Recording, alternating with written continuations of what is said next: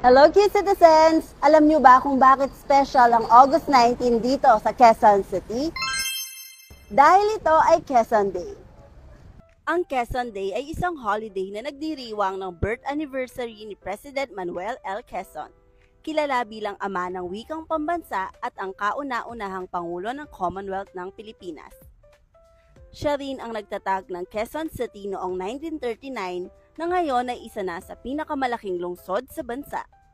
Sa kasalukuyan ay inaalala natin siya dito sa QC sa pamamagitan ng mga landmark tulad ng Quezon Memorial Circle, kung saan nandito ang kanyang himlayan at museo.